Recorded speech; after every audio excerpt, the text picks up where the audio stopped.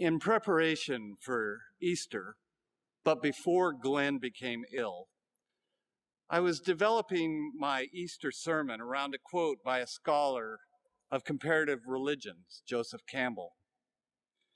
He was interested in those aspects of any religion that are shared by all. You may remember the quote.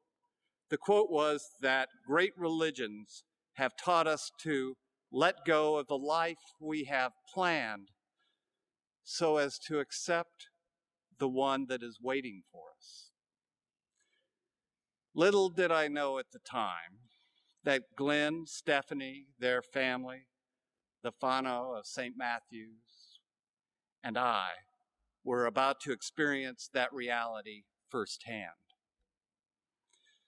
What Campbell's quote doesn't reveal is how difficult the transition is.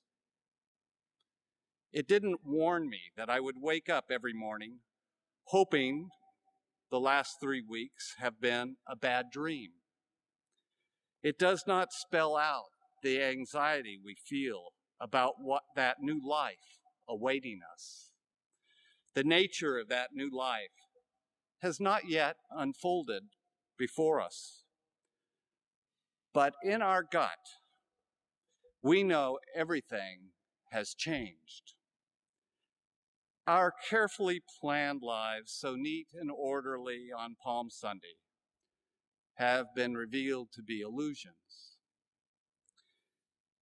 As I slowly come to terms with the reality that for the indefinite future, I won't have my best mate around to share the joys of ministry in this place, I find myself doing something very human, but not very helpful. Having lost the life I planned, my first response is finding myself planning an alternative life, Plan B. Ironic, since this would be an illusion as well. Worse, it will delay further accepting the life awaiting me, awaiting us. A number of years ago, one of my favorite theologians, Dr. Seuss, wrote a book that would become a popular gift for friends who were experiencing milestones, such as graduations. You may remember it. It was entitled, "Oh, the Places You'll Go."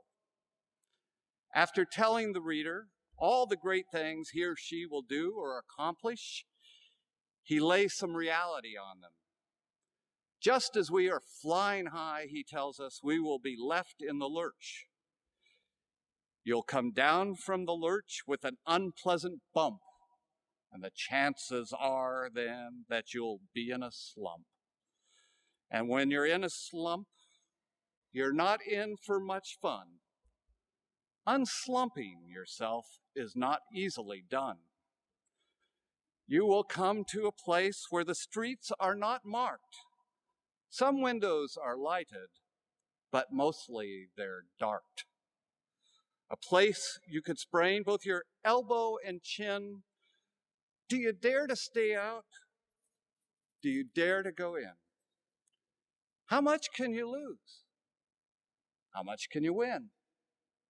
And if you go in, should you turn left or right and 3/4, or maybe not quite?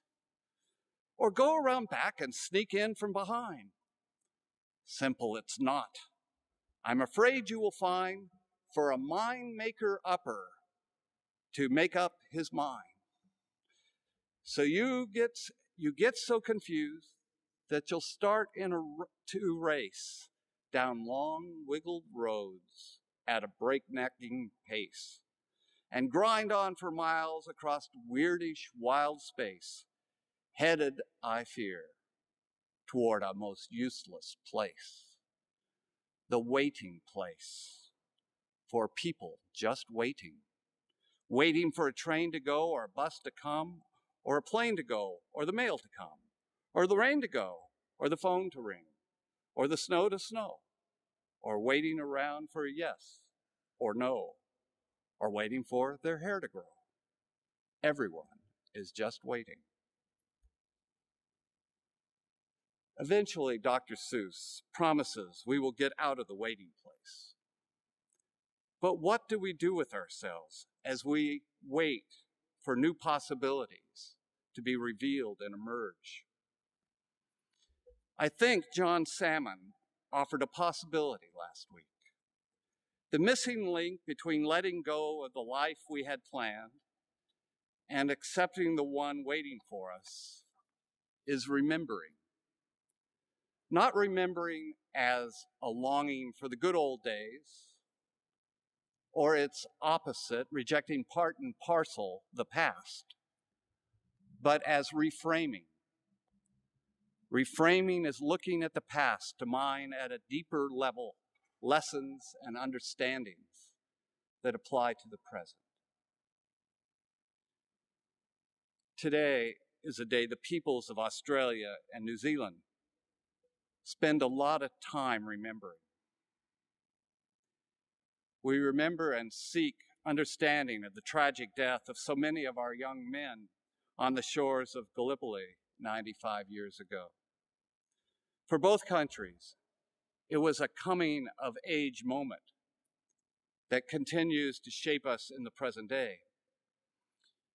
We sent the better part of a generation to war with great fanfare and expectation.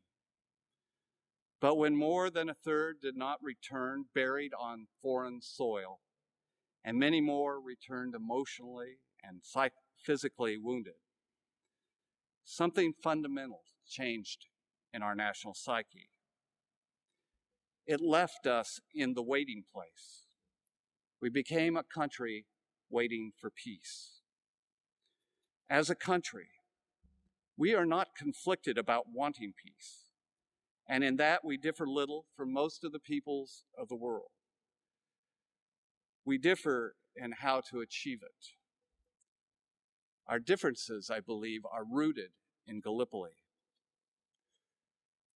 We are divided over how much or how little we should be prepared for war, or to keep the peace, as we prefer to think.